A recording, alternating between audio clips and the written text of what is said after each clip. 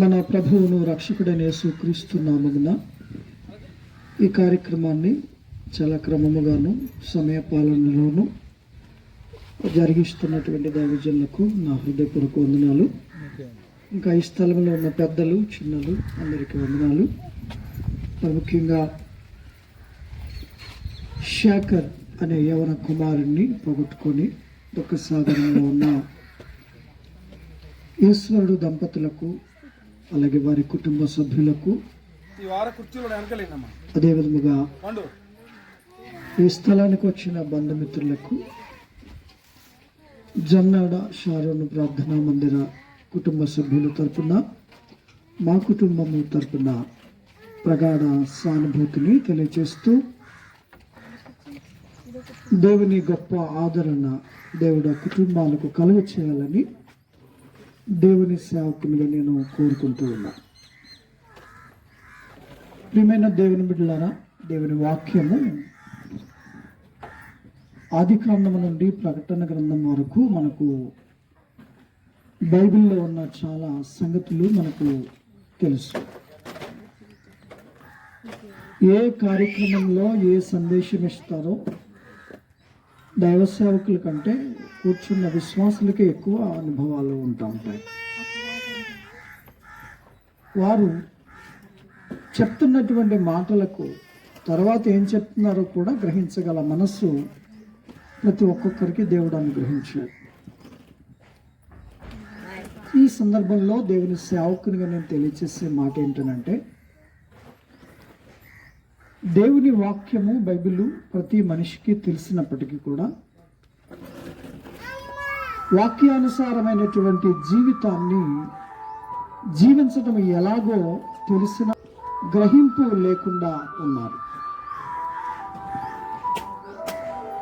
Bible 66 పుస్తకాల్లో దాదాపుగా ప్రతి అధ్యాయము, ప్రతి వాక్యము మానవుని యొక్క జీవితాన్ని తేటగా బయలుపరుస్తోంది. బయలుపరచబడుచున్న సందేశముతో చాలామంది తమ జీవితాలను కట్టుకుంటున్నారు, బాగు చేసుకుంటున్నారు, ప్రభు కొరకు సిద్ధపరచుకుంటున్నారు, సిద్ధపడుతూ ఉన్నారు. సిద్ధపడి దేవుడు వారి కొరకు సిద్ధపరిచిన స్థలంలోనికి చేరుతా ఉన్నారు. ఆదాము నుండి ఇప్పటి వరకు మృతులైన వారందరి గురించి ఒక భక్తుడు అంటాడు, వీరంతా ఎలా ఉన్నారు, ఎలా ఉండడానికి వెళ్ళారు వారు అనేటువంటి దాన్ని బట్టి గ్రంథకర్త అయినటువంటి హెబ్రీ పత్రిక రాసినటువంటి గ్రంథకర్త 11వ అధ్యాయము చివరి భాగంలో చెప్తాడు, వీరందరూ విశ్వాసంలో వీరులైన, శూరులైన, యోధులైన, మనం లేకుండా వారు సంపూర్ణులు కాలేరు. అంటే వారందరూ వీఆర్ వెయిటింగ్ ఫర్ యూ, అంటే నీ కోసం వారు ఎదురు చూస్తూ ఉన్నారు. మన కోసం ఈ భూమి మీద సిద్ధపడి ఎప్పుడు వస్తారా అని వాళ్ళు ఎదురు చూస్తున్నారు. మనం కూడా చాలా సందర్భాల్లో ఎప్పుడు వెళ్ళిపోదాం అనుకుంటున్నాం. ఈ లోకం ఎవరికి ఏది కూడా శాశ్వతము కాదు. ఈ దేహము శాశ్వతం కాదు, ఈ ధనము శాశ్వతం కాదు, ఈ జీవితము శాశ్వతం కాదు. మనం కట్టుకుంటున్న ఇళ్ళు, కొనుక్కుంటున్న వాకిళ్ళు, పొలాలు, ఏది కూడా శాశ్వతం కాదు. ఇవి భూమి మీద మనుషుడు జీవించినంత మట్టుకే ఉపయోగపడతాయి, కానీ ఈ జీవితం చాలించిన తర్వాత ఇవేవి కూడా మనకి ఉపయోగకరము కాదు. అంటే మనుషుడు దేని కొరకు ప్రాకులాడుతున్నాడంటే, తన జీవితానికి ఉపయోగకరమైనటువంటి వాటి కోసం ప్రాకులాడకుండా తన జీవితానికి ఉపయోగకరము కాని దాని కొరకు ఎక్కువ ప్రాకులాడుతూ ప్రయాసపడుతూ ఉన్నాడు. ప్రియమైన దేవుని సంఘమా, దైవ సేవకులు చాలా మంచి మాటలు తెలియచేస్తూ ఉన్నారు. నిజంగా బైబిల్ చరిత్ర క్రైస్తవ విశ్వాసానికి పునాదిగా మారాలి, కానీ ఏదో ఆచారము, ఏదో కాలక్షేపము, ఏదో కాసేపు కూర్చుని వాక్యం వినేలిపోయేటువంటిదిగా ఏమాత్రము ఉండకూడదు. ప్రసంగి 12 అధ్యాయాలు రాశాడంటే ఈ 12 అధ్యాయాల్లో మనం ప్రతి అధ్యాయంలో చూసినట్లయితే ఈ సూర్యుని క్రింద జరిగే ప్రతిది కూడా నేను వ్యర్థము వ్యర్థము వ్యర్థము అని మాట కలుపుతాడు. చూసారు మీరు ఎప్పుడైనా ప్రసంగిలో ఎక్కువ శాతం కనిపించే మాటలు ఏంటి చెప్పండి? ఏది చూసినా, ఏది తిన్నా, ఏది ధరించినా, ఏది కలిగి ఉన్నా అంత వ్యర్థమే.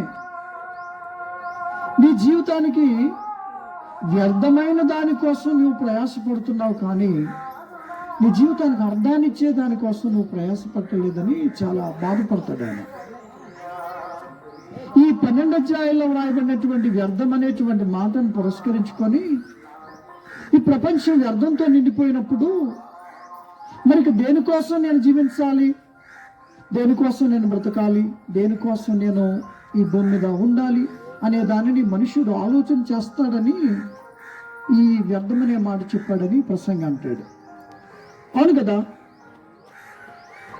నేను దేనికోసం బ్రతకాలని బాధపడుతుండడం కంటే ఎలా బ్రతకాలనేటువంటి దానికోసం ఆరాటపడడం కంటే అసలు వ్యర్థం కానిది ఏదై ఉన్నది అనేటువంటి దాన్ని ఆలోచించడానికి ప్రయత్నం చేస్తాడని మనుషుడు ఈ మాటలు రాశాడని చెప్తాడు. మానవ కోటికి ఇదే విధి అని యెహోవా యందు భయభక్తులు కలిగి ఉన్నట్టుయే మానవ కోటికి విధి అని ఈ ప్రసంగి చెప్తాడు మనకి. చివరి అధ్యాయము అంటే 12వ అధ్యాయము 13వ వచనంలో ఏమంటాడంటే, ఇదంతయు వినిన తరువాత తేలిన ఫలితార్థం ఏంటంటే దేవుని యందు భయభక్తులు కలిగి ఆయన కట్టడలను అనుసరించి నడుచుకొని చుండవలనము మానవ కోటికి ఇదే విధి. దేవునికి స్తోత్రం చెప్పండి ఒకసారి. ఏం పర్లేదు, హల్లెలూయా చెప్పొచ్చు. హల్లెలూయా పర్లేదమ్మా, అంటే మీరు ఒకరు చెప్పని వారైనా పర్లేదు, నాకు అలవాటు కనుక నేను చెప్పేశాను. చెప్తే చెప్పండి, లేకపోతే లేదు. దేవుడికి స్తోత్రం కాదు, తప్పేం కాదు, దేమీ పెద్ద నేరం పాపం ఏం కాదు. దేవునికి స్తోత్రం, మంచిది. ప్రియమైన దేవుని బిడ్డలారా, ఏది మానవ కోటికి విధియో అది గమనించడానికి ప్రయత్నం చేయట్లేదు మనుషులు. ఏది తన విధి విధానాలను మార్చి సరైన విధానంలో నడిపిస్తుందో గమనించట్లేదు ఈనాడు. ఎంతసేపు ఏం చేద్దామా, ఎలా చేద్దామా, ఎవరితో ఎలాగుందామా, ఏది మాట్లాడదామా, ఏది గొడవ పెట్టుకుందామా, లేకపోతే ఎలాగ ప్రవర్తిద్దామా, ఎంత మంచిగా ఇదే ఆలోచిస్తున్నాడు. కానీ అసలు ఏంటి మానవ కోటికి విధి? దేవుని యందు భయభక్తులు కలిగి ఉన్నట్టే మానవ కోటికి దేవుడిచ్చిన గొప్పవారం. ఏమండి, ఇదేమన్నా మార్కెట్లో కొనుక్కొస్తే దొరుకుద్దా? హలో అని ఇక్కడ ఉన్నారు అందరూ. మానవ కోటికి విధి అని చెప్పండి, దేవుని యందు భయభక్తులు కలిగి ఉండటం. ఎక్కడ దొరుకుతుంది ఇది? ఈ లోకంలో ఎక్కడ దొరుకుతుంది మనకి?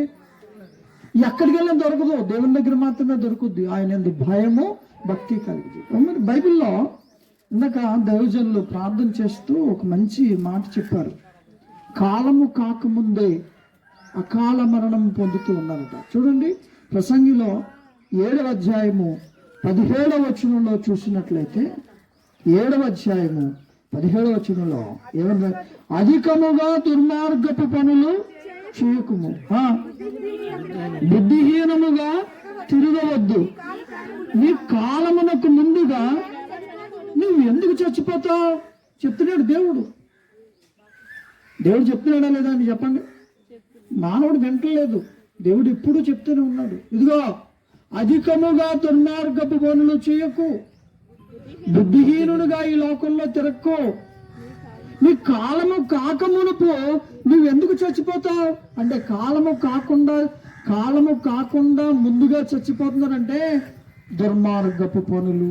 చూడండి, ఎక్కడికి వెళ్ళినా ఏ కనబడుతుంది కదా. ఎవరిలోనైనా మంచి చూద్దాం అనుకుంటే ఎక్కడో కానీ కనబడట్లేదు మంచి. అంటే మీరు మంచిలో పాస్టర్ గారు అనుకోవచ్చు చాలామంది. ఎవడో మంచివాడు కాదు, నీతిమంతుడు కాదు, కానీ నీతి కలిగి బ్రతకాలనే భయం కలిగి జీవించమని బైబిల్ చెప్తా ఉంది. ప్రతి మనుషుడు జన్మపాపి, కర్మపాపి. పాపములోనే తన తల్లి గర్భము ధరించింది, పాపములోనే కన్నది, పాపములోనే జీవిస్తున్నాడు మనుషుడు. నేను నీతిమంతుణ్ణి అని చెప్పబడలేదు ఎక్కడ కూడా. కానీ భయము కలిగి, భక్తి కలిగి, నీతి కలిగి జీవించండి. అంటే చేయకూడని పనులు చేయటం మానండి.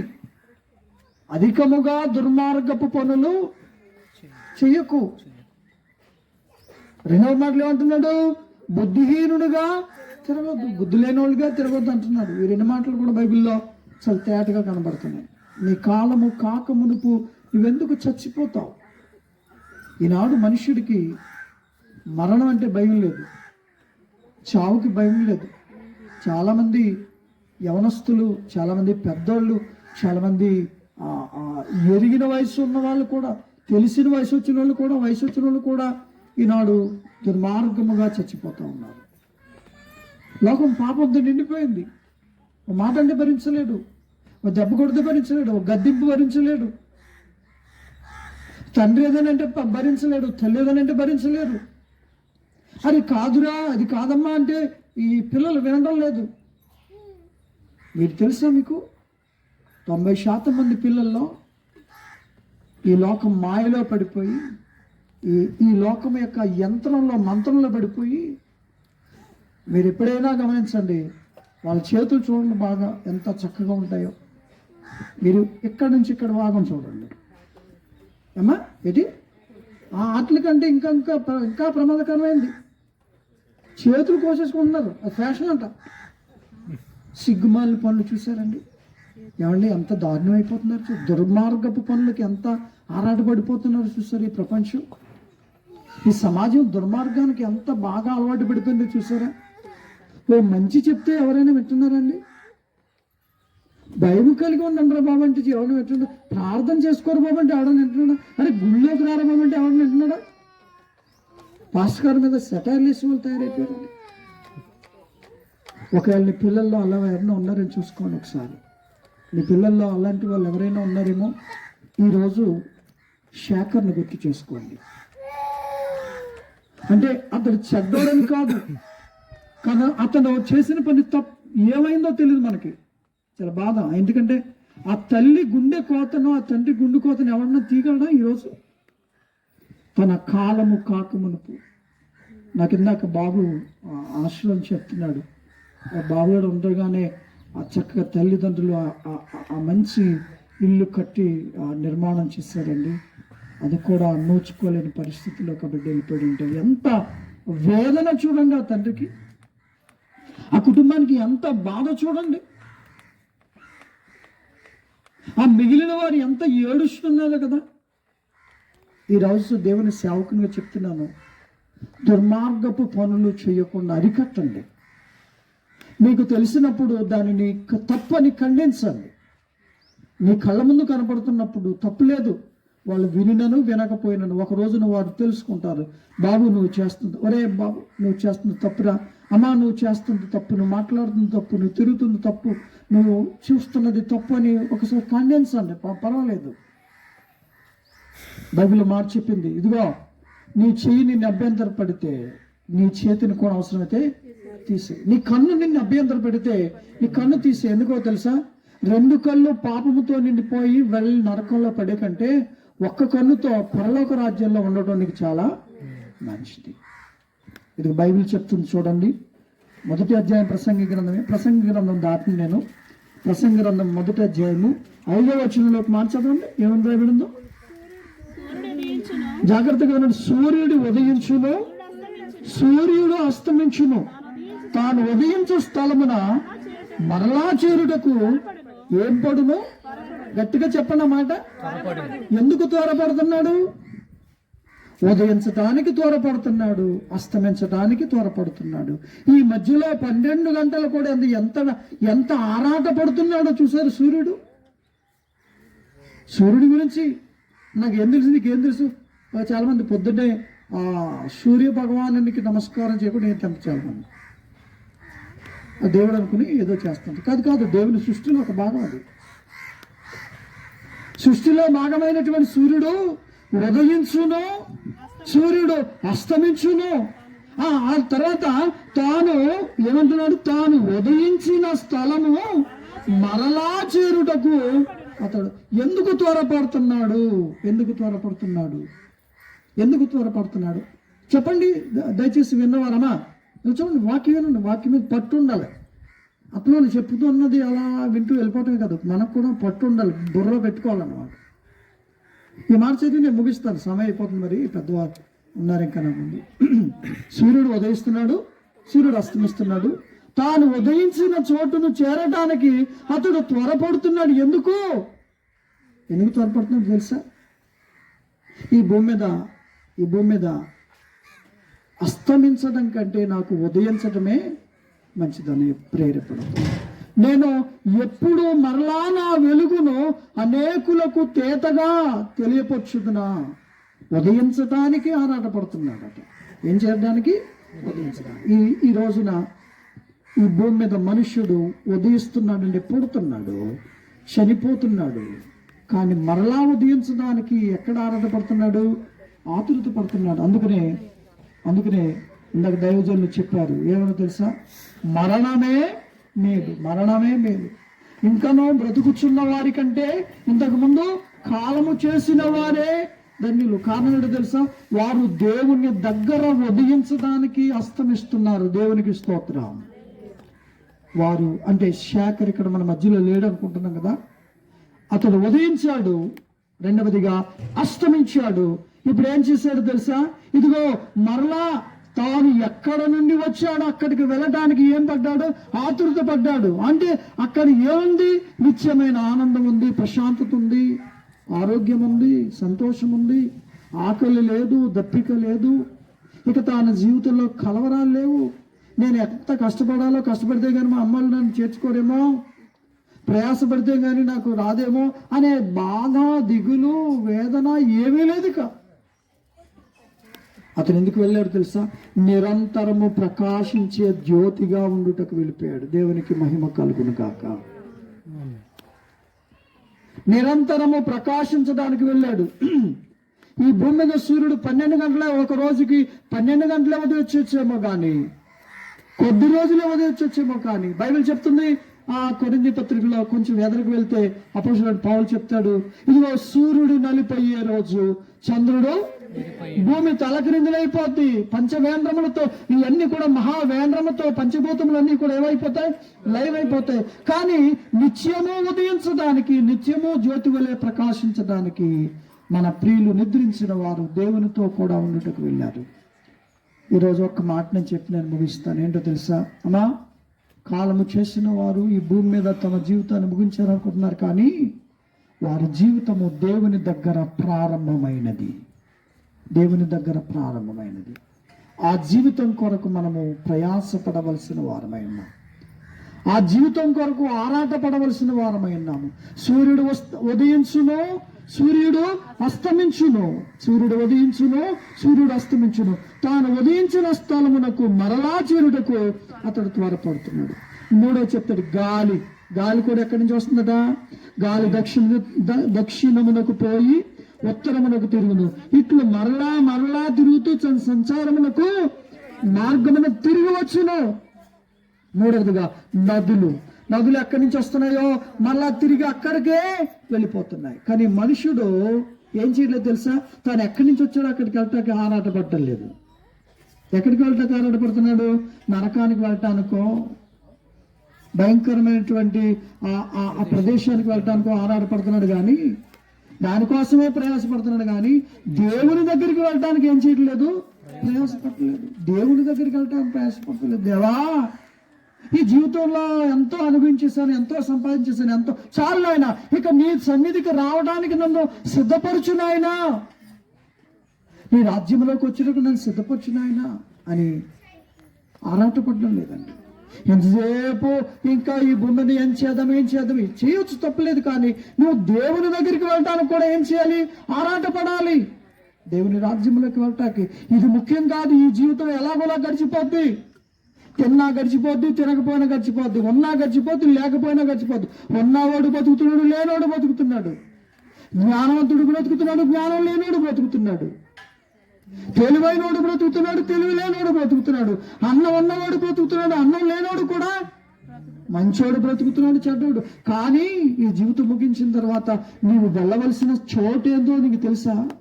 ఆ చోటు కోసం ఆరాటపడుతున్నావా? ఆ చోటు కోసం ఆరాటపడాలని దేవుని సేవకునిగా తెలియచేస్తూ మరొక్కసారి దుర్మార్గపు పనులు అధికముగా చేయకము. రెండవదిగా ఏముందండి అక్కడ మనం చూసాం కదా, ఏముంది? అధికముగా దుర్మార్గపు పనులు చేయకము, బుద్ధిహీనుడుగా నీవు తిరగవద్దు, నీ కాలమునకు ముందుగా నీవు ఈ భూమి మీద చనిపోవద్దు. ప్లీజ్ దయచేసి గమనించండి. మానండి, దుర్మార్గపు పనులు మానండి, అన్యాయపు పనులు మానండి. బుద్ధిహీనంగా బ్రతకడం కాదు, బుద్ధి కలిగి బ్రతకండి. బుద్ధి కల కన్యకులు మాత్రమే పెండ్లి కుమారుని ఎదుర్కొన్నటకు పెండ్లి కుమారునితో కూడా వెళ్ళారు. బుద్ధి లేని కన్యలు ఏమైపోయారు చెప్పండి? అలాగనే కాకుండా దేవుని కుటుంబముగా బ్రతికి దేవుని కుటుంబంలోకి చేర్చబడే వారిగా బ్రతకాలని దేవుని సేవకునిగా తెలియజేస్తూ మరొక్కసారి శేఖర్ తన కుటుంబాన్ని, తనకిచ్చినటువంటి కుటుంబ సభ్యులందరినీ దేవుడు ఆదరించాలని దేవుని సేవకునిగా కోరుకుంటున్నాను. ముఖ్యంగా మరి తల్లిదండ్రులకు చాలా బాధ ఉంటుంది, దాన్ని ఎవ్వరం తీయలేం, మనం వచ్చిన వాళ్ళు ఎవ్వరం తీయలేం. కానీ నా దేవుడు మాత్రం ఖచ్చితంగా కుటుంబాన్ని ఆదరించగలడు. నా దేవుడు ఖచ్చితంగా ఆ బిడ్డలను ఆదరిస్తాడు, ఆ కుటుంబాన్ని ఆదరిస్తాడు. ఖచ్చితంగా దేవుడు మరుపునిచ్చి ఆ కుటుంబాన్ని బలపరిచి ఒక మంచి కుటుంబముగా నడిపించాలని. మరలా నేను ఒక మాట చెప్తున్నాను వినండి. శేఖర్ను మనము చూస్తాం, దేవునికి స్తోత్రం. శేఖర్ను మనము చూస్తాం, ఖచ్చితంగా మనం చూస్తాం. ఎందుకో తెలుసా? దేవుని వాక్యపు నిరీక్షణ మనకున్నది. నిరీక్షణ లేని వారము కాదు మనం, నిరీక్షణ కలిగిన వారు. అతి ధైర్యముతో ఆ తెస్సలోనిక పత్రికలో మనం చదువుకుంటాం కదా, నిరీక్షణ లేని ఇతరుల వలె అనే మాట ప్రారంభించబడి ఈ మాటలతో ఒకరినొకడు ఆదరించుకున్నాడని ఆ పారాగ్రాఫ్ ముగిస్తుంది. దేవుడు ఆ మాటల చేత కుటుంబాన్ని ఆదరించి ఓదార్చి నెమ్మది కలుగ చేయును గాక. అందరికీ వందనాలు.